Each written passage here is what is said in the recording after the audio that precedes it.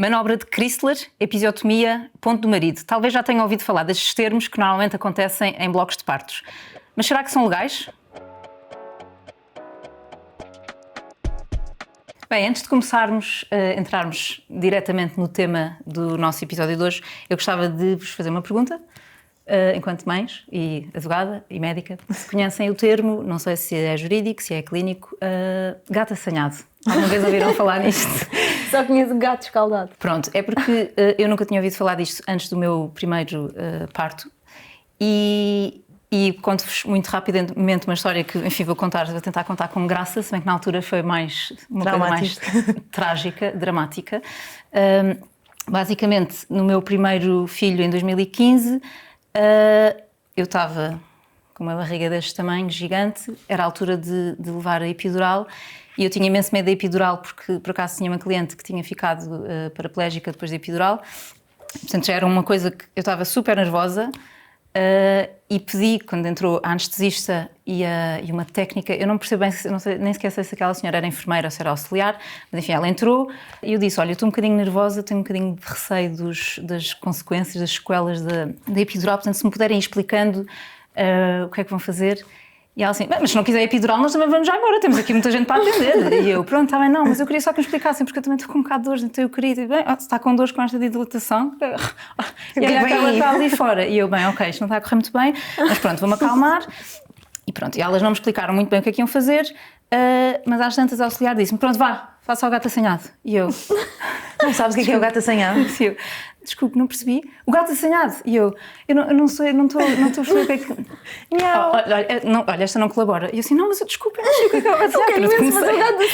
Eu comecei a chorar num pranto. O gato assanhado tem que arquear as costas, mas você não fez nenhum curso. E eu, não fiz, desculpe, mas eu faço mesmo em curso, eu não sei se é um termo que se explica. Não, pronto, basicamente, no fundo... Pois, parece que é suposto a pessoa arquear as costas para dar melhor a epidural. Bem, não sei, eu só sei que fiquei imóvel. E gato assanhado são duas não, se tu pensares um gato quando está assanhado, sim. está meio com aquelas costas. Pronto, imagino que se fosse essa a imagem que ela queria que eu tivesse. Provavelmente para amantes de gatos, esse parto seria mais fácil. Sim, será que há alguém que faça o gato assanhado e está logo tipo, ok. Exato, pronto, mas ela disse-me aquilo. Ela disse-me com uma naturalidade tão grande que eu senti, pronto, sou uma burra, de facto nunca ouvi falar disto, mas pronto, vou tentar arquear as costas, eu chorava baba e ranho. Nervosíssima a saber que não podia mexer 1 milímetro, senão nunca mais mexer as pernas da vida. Enfim, foi um evento um bocadinho traumático. Mas pronto, na altura eu fartei-me de chorar, porque estava sozinha, porque os maridos não podem estar na sala. Também é uma altura muito mais vulnerável, não é? Tudo o que te dizem parece que... E é o primeiro filho, portanto uma pessoa, enfim, não sabe bem o que é que vai acontecer.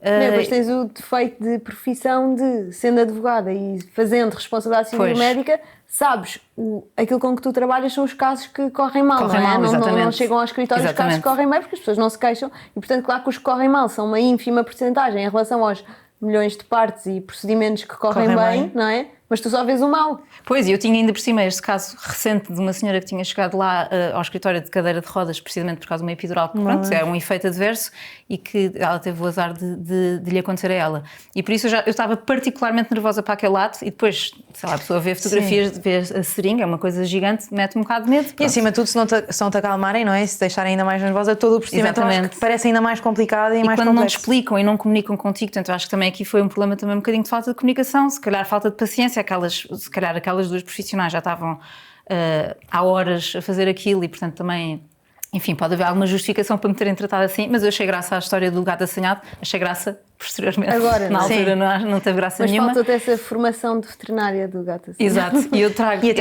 esta história, no fundo, para introduzir o tema que nós vamos falar hoje, que é o tema da violência obstétrica, que é um tema polémico e a polémica começa logo pelo conceito. O que é isto da violência obstétrica? Nós não temos na nossa lei um crime específico, crime de violência obstétrica. Mas houve um grupo de pessoas que, por haver muitas queixas de mulheres que se sentem, no fundo, maltratadas durante o parto, que entenderam que esta situação merecia atenção, da lei penal. Portanto, no fundo, começar a criminalizar. Exatamente. Mas pode ser durante o parto, pré-parto e pós-parto, ou não? Ou é só no momento do parto? No fundo, o conceito, cada pessoa, cada grupo de pessoas tem a sua opinião. A Ordem dos Médicos é um bocadinho contra este conceito da violência obstétrica, porque acha que um ato de violência é um ato de abandono. E se calhar tem de ser um bocadinho mais intencional, não sei, não? Eventualmente, mas no fundo o que a Ordem dos Médicos defende é que pode haver maus tratos obstétricos, pessoas que são maltratadas ou pessoas com quem se fala de maneira mais bruta e tudo mais. Mas o conceito em si aplica-se ao momento do parto, acho eu, ou seja... Quer dizer, na verdade é todo um contínuo, não é? Obstetrícia tu saberás melhor, é o ramo da medicina que se ocupa da gravidez também, não é? E do pós-parto e do puerpério. Mas sim, por acaso eu achei que violência obstétrica até tinha muito a ver com o momento do parto, porque aí, quando falas destes nomes todos que disseste, mesmo do gato assanhado é muito naquele momento, não é? Sim, mesmo a episiotomia, nós já vamos falar um bocadinho melhor sobre isso. Aliás, até podes se calhar explicar-nos já o que é a episiotomia. É um corte que se faz no períneo, que é a zona que tem o ânus, a vulva, a vagina, para alargar o canal de parto. Portanto, o bebê num parto vaginal, o bebê está a sair e quando não está a conseguir sair, faz-se um corte para alargar o canal e para ele sair mais facilmente. E depois por isso é que se leva a pontos. E por isso é que se leva a pontos. A verdade é que tu podes levar pontos sem episiotomia porque muitas vezes há uma laceração, que é um pequeno corte, não é? Portanto, é um mas que é feita grande. Naturalmente pela saída do bebê e não porque... E atualmente o que se sabe é que essa laceração natural acaba por ser melhor do que o corte da episiotomia. Claro que lá está, atualmente não existe nenhuma indicação essencial, portanto não há nenhuma situação em que seja essencial uma episiotomia. Mas claro que há obstetras que consideram que em algumas situações pode ser benéfico para o bebê e para a mãe. E nessas situações... Mesmo assim, as entidades com mais evidência científica dizem que pode fazer sentido e que isso é uma escolha do obstetra. Não há propriamente uns critérios muito fáceis, e eu acho que isso também torna tudo um bocado mais complexo na violência obstétrica, é que não há critérios super...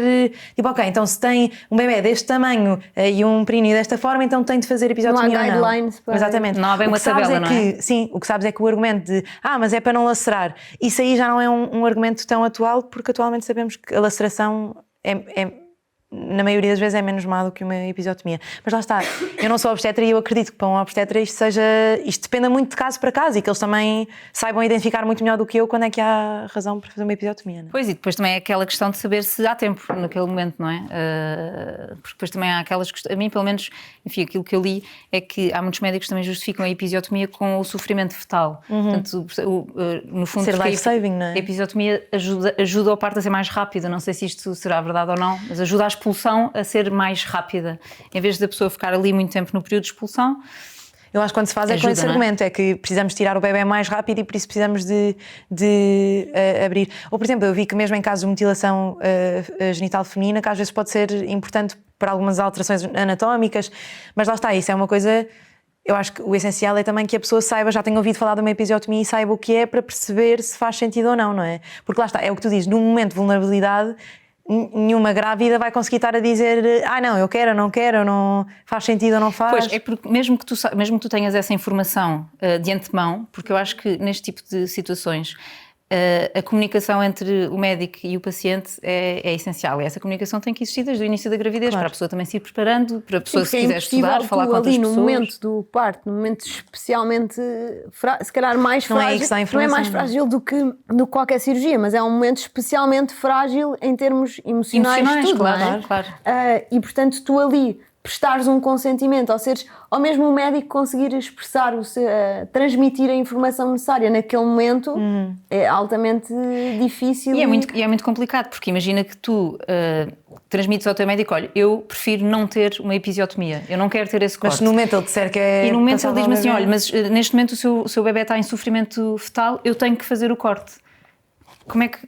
Eu também não tenho capacidade para perceber se o bebê está em sofrimento ou se não está. Se me dizem isso...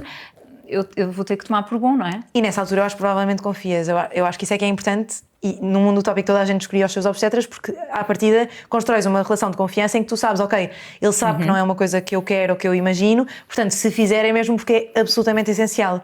Lá está, eu conheço muitos obstetras que argumentam que em nenhum caso se deve fazer, como conheço muitos outros obstetras que acham que de facto admitem faz que sentido. Pode ser necessário em determinadas Exatamente, isso também... Mas dentro do conceito da violência obstétrica, não legalmente previsto em Portugal, pelo menos ainda, não é? Ou pelo menos não é criminalmente regulado, digamos assim, a episiotomia já é um ato que está Pronto, é que não é considerado violência obstétrica. Por exemplo, a manobra de Chrysler que falaste é considerado, eu acho que isso já é, bem, espero não estar a dizer nada errado, mas eu acho que já é considerado violência obstétrica porque não tem qualquer benefício ou não tem evidência de que é bom. Pelo contrário, não é? Até há mais evidência pelo de que seja prejudicial à mãe e ao bebê. O que é mais associado à violência obstétrica são as episiotomias por rotina. É perigoso o conceito indeterminado de violência obstétrica e o que é que lá cabe, não é? Porque a episiotomia se calhar é clinicamente defensável em determinados casos, não é?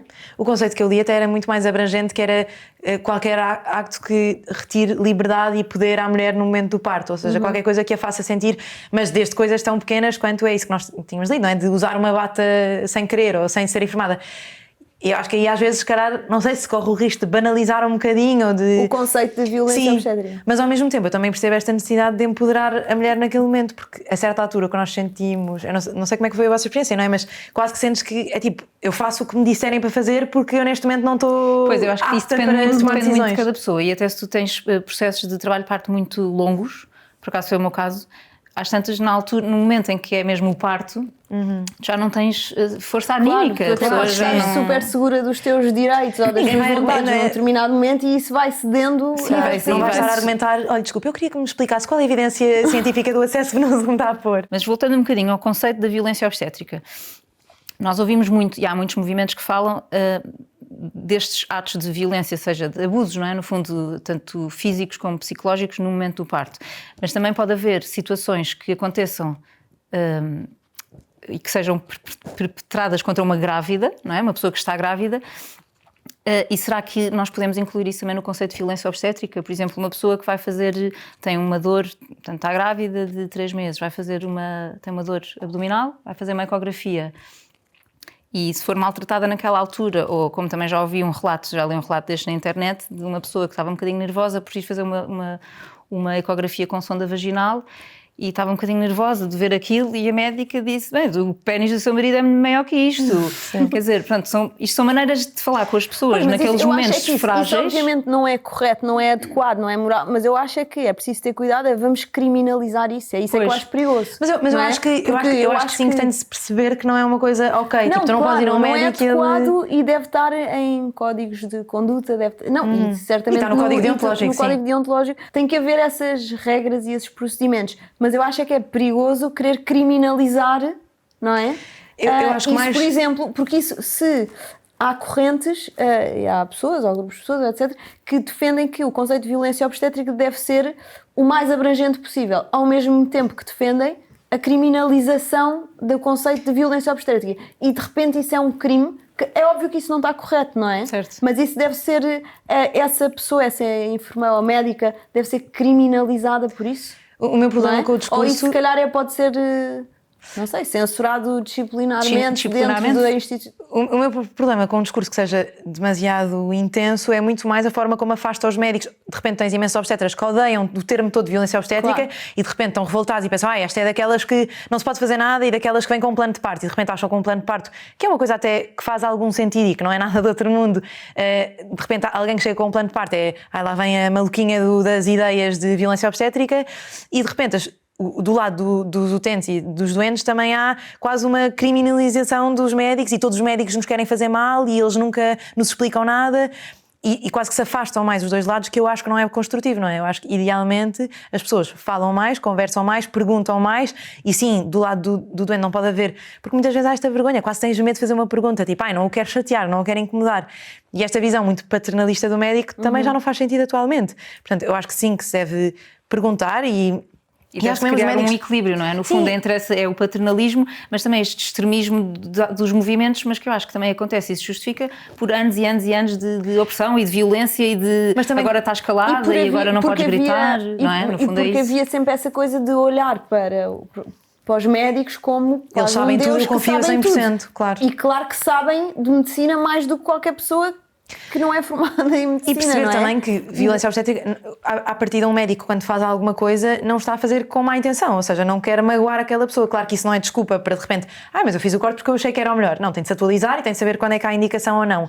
Mas ser muito mais uma conversa bilateral, eu acho que é o que faz mais sentido, não é? Sim, eu acho que temos que medir muito bem também as palavras, porque também já vi alguns movimentos destes que consideram, por exemplo, uma médica que diga, olha, eu vou de férias não sei quando, é nessa altura que está previsto o seu parto e, portanto, se calhar vamos induzir uma semana antes. E há grupos de pessoas que consideram que isto é um ato de violência obstétrica. O que é que vocês acham sobre isto? Não sei se... É que para mim violência é muito físico. Portanto, eu estou a imaginar um ato muito físico de, lá está, é muito mais fácil imaginar um corte ou o tal ponto do marido. São coisas muito mais fáceis para mim de encaixar. Agora, sim, eu percebo que tu ajustares o parto da mulher às tuas necessidades... Para mim é uma coisa que não faria sentido. Médico, não é? Acho que tu ajustares às tuas férias, quer dizer, arranjas um médico substituto. Mas lá está, é uma conversa. Também podes dizer, se aquela mulher diz que vai ficar muito mais confortável se o parto for contigo, e se ela disser, não, eu não quero mesmo, eu quero mesmo que seja com a doutora. E que tu também não vais cancelar as tuas férias. E tu não vais cancelar as tuas férias, então aí isso faz sentido. Agora, dizer, não, é mesmo melhor ser induzido. A mim choca muito mais alguém que diga, não, temos de induzir porque o bebê é grande ou pequeno, coisas que não são verdadeiras indicações para a indução. Isso é que me faz mais confusão, porque se a pessoa estiver consciente, lá está, há pessoas que querem marcar a sua cesariana e preferem uma cesariana, isso é há totalmente... Há muitas pessoas que preferem cesariana. E eu acho que isso é legítimo, não é? Sim, Quem sim, sou eu também para dizer, não. Mas nós temos também um fenómeno que é 5 em cada 6 partos realizados em hospitais privados são cesarianas. E isto também parece um número, se calhar, elevado. Mas lá está, se calhar é porque são as próprias pessoas que escolhem. Sim, se calhar porque as pessoas no privado, apesar de tudo, têm mais poder de decisão, não é? Claro. Que não devia ser assim, mas... Claro. Mas lá está, será que isso... Se eu pedir uma cesariana, que é, enfim, é um ato cirúrgico, sem nenhuma indicação cirúrgica, será que o médico também a deve fazer? Uma mulher que esteja totalmente informada dos riscos e dos benefícios e que queira fazer uma também cesariana... não há uma contraindicação para uma cesariana. Sim. Deve-se vedar à mulher ter essa opção. A pessoa pode ter um parto traumático, há várias razões para poder pretender ter uma cesariana, desde que esteja devidamente informada que em abstrato, ou não sei se não é em abstrato, mas em regra a cesariana tem mais riscos do que o parto natural, não é? Sim. Porque já é uma procedimento cirúrgico. É? Mas isso por exemplo, uma mulher que tenha uma experiência anterior traumática pode ser uma indicação para cesariana depois de ser conversado, porque de facto aquilo pode ser ainda mais traumático e tu também isso é uma coisa que não queres, não é? E portanto isso eu acho que é um motivo válido. Lá está, tem de ser informada e, por exemplo, o que me assusta mais são ver aqueles, ou dizer tipo, não se chateie com isso, marca uma cesariana e já está. Aí se calhar estás a induzir um bocadinho a tua opinião e é um grande problema desta visão paternalista dos médicos, não é? É que nós, claro que estudamos, mas também temos as nossas opiniões e crenças e religião e portanto, basear-se na opinião do teu médico é meio arriscado, porque o teu médico não tem as mesmas crenças que tu exatamente e portanto tem de ser muito mais uma decisão baseada em riscos e benefícios do que no que é que o médico acha que é melhor. Mas afinal, qual é que é o que é que diz o crime de violência obstétrica? A proposta? Pronto, houve uma proposta, entretanto depois não foi para a frente, houve uma proposta em 2021, quem fez esta proposta foi uma deputada, que na altura acho que era deputada nem inscrita, que era a Cristina Rodrigues. No fundo, aqui está o conceito para ela de violência obstétrica. Quem sujeitar a mulher durante o trabalho de parto ou puerpério, portanto aqui estamos a excluir aquela fase anterior de que eu falava da gravidez em geral, algum tipo de violência física ou psicológica que lhe cause dor, dano ou sofrimento desnecessário, ou, que era aquilo que tu estavas a dizer, limite o seu poder de escolha e decisão, é punido com pena de prisão até 1 ano com pena de multa. Pronto. Depois tem ali alguns fatores de agravação. No fundo, a pena será maior naqueles casos. E o procedimento criminal depende de queixa. Aqui a dificuldade, quer dizer, como em todos os conceitos indeterminados na lei, depois os tribunais é que vão, na prática, ter que decidir o que é que se enquadra dentro de violência física ou psicológica. Mas por isso é que eu não vejo grande mal, tipo, isto até me parece uma lei que faz algum sentido, não é? Porque, lá está, depois tu não podes de repente alguém diz, mas... deram-me uma bata e não me perguntaram se eu queria pôr a bata. Isto para mim foi uma violência psicológica. Sim, aí claro que... Pronto, mas isso depois vai depender do julgador. Por isso é que eu acho que até é uma lei que pode fazer algum sentido, não é? A minha dúvida é mais, como é que isto é diferente de, foi só, tipo, tu podes sempre queixar-te de um médico que te trata mal ou que te violenta de alguma forma. E já existem crimes específicos, não é? Há vários crimes onde, enfim, teoricamente nós podemos... inserir estes atos de que nós temos estado aqui a falar e que também giram todos um bocadinho à volta do consentimento, não é? Mas para consentir, depois também há um pressuposto. Para o consentimento eu tenho que ter conhecimento. Portanto, alguém tem que me ter explicado alguma coisa, e não só explicado, mas também feito perceber que há alternativas, não é? Só aí é que eu consinto livremente. Mas há uma série de crimes no nosso Código Penal, como por exemplo, o crime de mutilação genital feminina. Está previsto no nosso Código Penal e é punido com pena de prisão de 2 a 10 anos.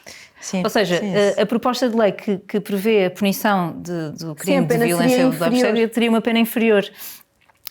E além disso, ela propunha que fosse um crime semipúblico, ou seja, depende de queixa. Portanto, a pessoa tem que se queixar ao Ministério Público para se iniciar um procedimento criminal, e o caso do crime de mutilação genital feminina é um crime público. Quer dizer que não tem que ser qualquer o próprio a queixar-se, qualquer pessoa pode transmitir ao Ministério Público, dar a notícia do crime, não é? Como se diz, para se iniciar o procedimento criminal. No caso dos crimes semipúblicos, ou seja, os que dependem de queixa, a pessoa depois também só tem 6 meses para fazer a queixa e, portanto, no fundo acaba por ter uma pessoa que sofra uma episiotomia não consentida e não recomendada, não é? Clinicamente, ou não necessária, acabaria sempre por estar mais protegida por um artigo que já existe. O que acaba por ser um bocadinho estranho, não é? Se tu tens uma experiência de parto traumática no sentido em que te sentiste, tipo, disseram-te não grite, não faça isto, não faça aquilo, eu acho que podes fazer uma reclamação. Se calhar ou seja, há uma linha entre prender o médico ou o técnico que te disse isso, não é? Ou fazer uma reclamação. Eu acho que é importante estas situações serem reportadas no sentido em que os técnicos de saúde e os profissionais de saúde têm de ser mais responsáveis com aquilo que dizem, não é? Não se pode dizer qualquer coisa, da mesma forma que se eu contratar um advogado também não estou à espera que me diga bem, é sério que você fez isso? Ou seja, tem de haver aqui alguma... Sim, mas é tudo uma questão de bom senso, no fundo, não é? As pessoas... E o que eu acho é que os advogados também pode haver algumas situações desse género, mas no caso dos médicos, em princípio, os temas de que vão tratar têm sempre alguma sensibilidade, porque está por trás um bem maior, que é a saúde e às vezes a nossa própria vida, não é? E por isso é preciso ter, não só há este dever de informação acrescido, mas pronto, lá está, a pessoa também tem que ter consciência de que o doente, o paciente, a pessoa que está à nossa frente, é uma pessoa que está numa situação um bocadinho mais fragilizada, e que não é? tem direito à informação, não é? Eu acho que o grande problema, especificamente com os partos, é tu num privado escolhes o teu obstetra e, portanto, esta conversa toda de consentimento, que eu acho que é essencial acontecer, faz só ao longo desses 9 ou 10 meses de gravidez, não é? Tu vais falando, fazes as perguntas. Eu acho que é essencial que alguém que chega ao momento do parto saiba o que é uma episiotomia. Já tenho ouvido falar, saiba o que é que pode acontecer, quando é que pode ir para a cesariana. Como é que é? Sim, se calhar não tenho de visualizar, mas saber estar um bocadinho preparada para que nada seja tipo, bem, nunca ouvi falar sobre isto na vida. Sim, nós depois podemos também mostrar eu imagens. Não sei se diz tesoura, não é? Mas o instrumento. É uma tesoura de Sim, ok, o que é a ventosa? E quais é que são os riscos da ventosa? Sim, e para que é que serve a ventosa? Porque é que eu tenho que ter um parto instrumentalizado? Porque, supostamente, os partos que têm recurso a instrumentos, que é a ventosa, que é isto também, vamos mostrar. Sim, por acaso acho que agora não é bem assim, mas dá para perceber. Esta já é uma versão mais arcaica. Eu nunca vi estas, mas dá sempre para pormos uma mais atualizada. Não, e os forceps, os forceps é que eu acho que têm um ar de instrumento mesmo de tortura. Sim, é assustador. Cada vez menos se usa forceps e cada vez... Ou seja, a ser instrumentado, acho que é muito mais com ventosas do que com forceps, porque os forceps também têm mais alguns riscos. Mas é isso, idealmente tu chegas ao parto e o médico... Por exemplo, no meu parto a minha médica disse, olha, agora vou usar uma ventosa, agora vou... E eu sentir... Okay, não é, bem, eu também sou médica, não é? Mas sentir que não é uma palavra que eu nunca ouvi falar na vida também me deixou mais tranquila. Por acaso, a mim ninguém me disse, e usaram das 2 vezes, ninguém me disse, disseram-me depois. Mas a maioria foi com ventosa e eu... Ok, não faço ideia do que isso quer dizer. E que riscos é que isso tem? E se tinhas alternativas ou não? Sim. Eu acho que esse trabalho é que tem mesmo de ser feito. E felizmente já há imensa documentação e eu entrego sempre nas consultas, já há muitos documentos para grávidas que explicam estas coisas, só que depende muito da curiosidade da grávida, se queres ver ou não.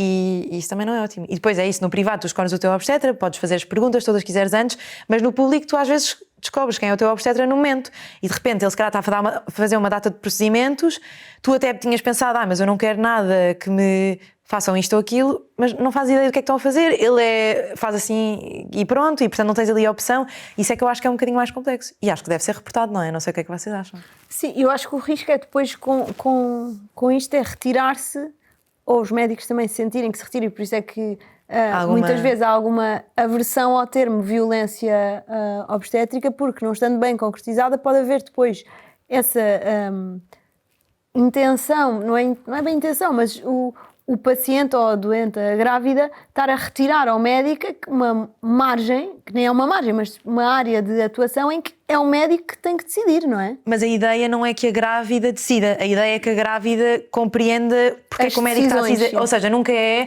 eu vou fazer porque eu acho que sim.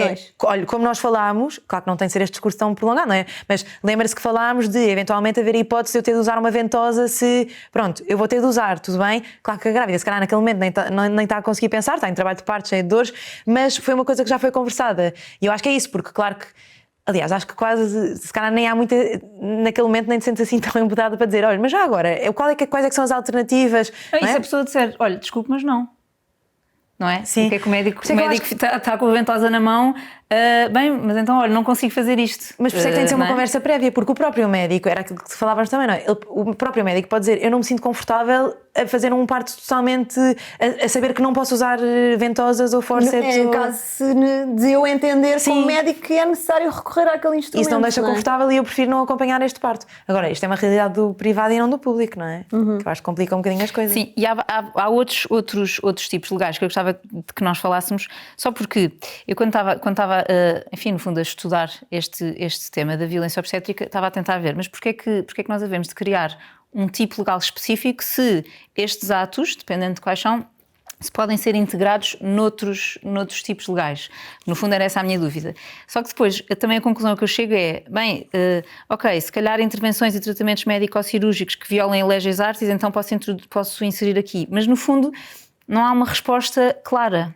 Não há uma resposta inequívoca em que uma mulher tenha sido vítima de algum tipo, enfim, de abuso, não vou usar então a palavra violência, ou de algum tipo de maus tratos durante o parto e não sabe bem o que é que há de fazer, porque não sabe, isto é crime, não é crime, posso responsabilizar alguém, não posso responsabilizar ninguém, mas eu acho que, como a Luísa estava a dizer, é um bocadinho perigoso nós partirmos imediatamente para esta criminalização dos médicos e não só dos profissionais de saúde em geral, sem haver um debate maior sobre, afinal, o que é que nós consideramos como más práticas, o que é que tem exceções. Porque, quer dizer, por exemplo, a utilização de ventosas ou forceps não é necessária, não é uma má prática, não é? Portanto, isso não é considerado...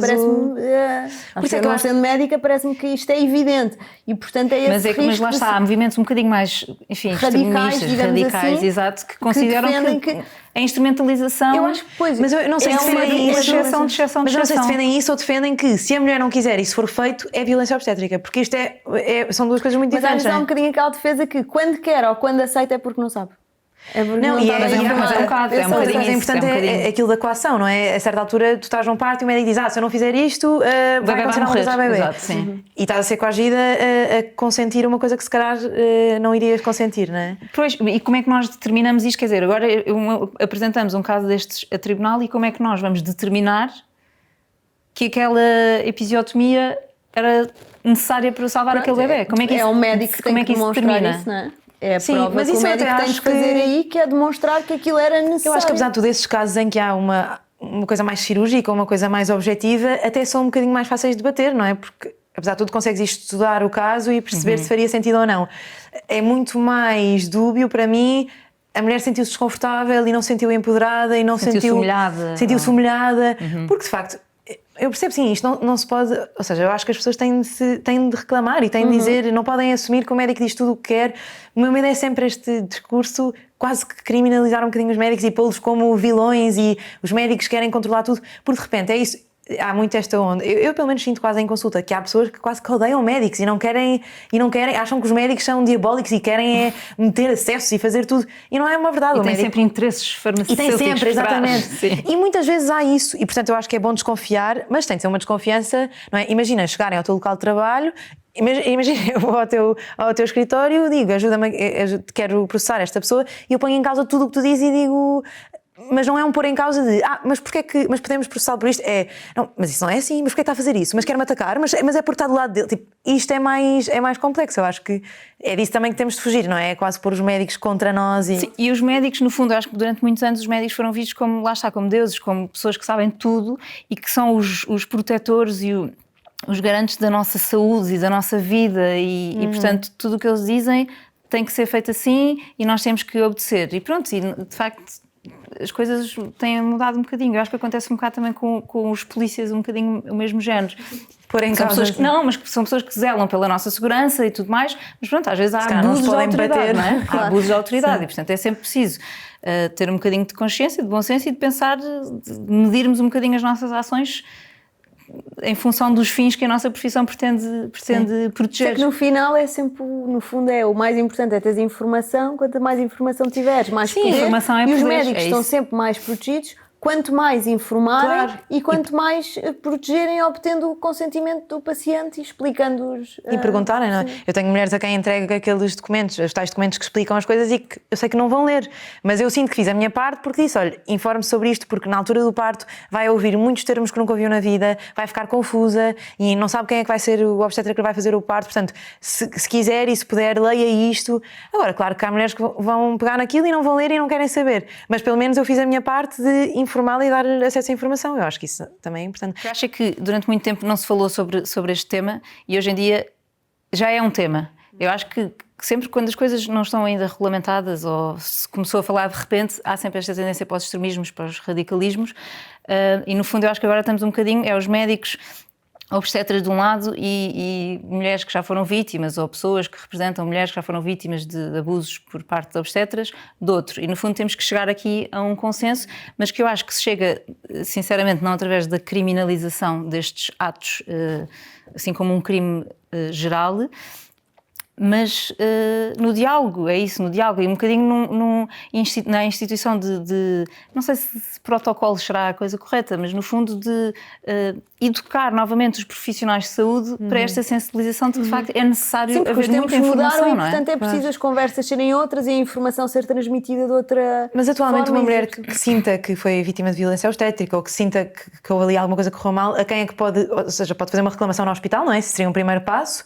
Sim, exatamente, claro, isso é o primeiro passo, é reclamar no hospital, que é o livro amarelo, não é? Nos hospitais públicos e o livro de reclamações nos hospitais e depois a ordem dos médicos? Privados. Queixar a ordem depois dos depende, médicos. Podes queixar a ordem dos médicos e isso desencadeia um processo disciplinar contra o médico, que depois pode ter várias consequências, ou nenhuma. A ordem dos médicos pode entender que não houve nenhuma violação de nenhum dever deontológico, não é? Porque é isso que se vai avaliar. E depois pode fazer uma queixa-crime, aqueles crimes de que nós falámos aqui, mutilação genital feminina, ou enfim, ofensa à integridade física por negligência. Se aquela conduta específica, acho que o gato assanhado não se inclui aqui em lado nenhum, mas se aquela conduta específica se incluir num determinado crime, a pessoa pode fazer queixa ao Ministério Público e o médico ou a equipa médica, ou às vezes até o estabelecimento, depende muito também do tipo de crime, do tipo de ato que tenha acontecido, depois pode ser alvo de um processo de crime. E, em última instância, ser condenado, preso devido, acho que dependeria... Pode ser simplesmente procurar responsabilizar civilmente o médico, ou seja, não para o condenar numa pena... Mas para que ele se... não é para ter uma sanção criminal, mas responsabilizar civilmente no sentido de dizer que foi cometido este ato ilícito, eu tive danos com isto, estes danos resultaram desta conduta do médico e, portanto, eu tenho direito a ser compensado por isto e isto. E isso é compensado através de uma indenização. Ok. Sim, boa, são pronto, isto também é as quatro formas. Se bem que depois na parte da responsabilidade civil depois também é preciso ter atenção aos prazos, porque nos privados supostamente, mas isto é já uma discussão um bocadinho teórica e pouco interessante, mas é que pode ser diferente num hospital privado, se considerarmos que é um caso de responsabilidade contratual, em que eu fiz um contrato com aquele hospital, o prazo para eu pôr uma ação são 20 anos, não é? E se for extra-contratual são 3. Então é uma diferença abissal. Portanto, se for no SNS não te podes queixar tanto tempo quanto foi no privado. Não podes ter tanto tempo para pensar se porque o SNS durante anos foi muita visão de salve-se quem puder e temos é de ajudar o máximo de pessoas. Atualmente já não devia ser tanto assim, não é? Já devia ser uma coisa também um bocadinho mais individualizada. Mas, sim, mas nós sabemos que não há bem meios e condições para isso, não é? Infelizmente. Sim, também, sim, é isso. Tens de pensar, às vezes, por exemplo, acelerar um trabalho de parto, não é? Que devia ser uma coisa, teoricamente, com tempo, quer dizer, não há pressa, vamos vendo. De repente estás num SNS, tens 1000 mulheres não é 1000, claro, mas tens muitas mulheres a entrar em trabalho de parto, tu queres é que o máximo tenha um mínimo de condições de segurança, não é? Não podes assegurar que todas têm um parto super humanizado. Devias, e eu acho que se tem de lutar por isto, mas não é a realidade, porque não há recursos, não há salas, não há recursos humanos.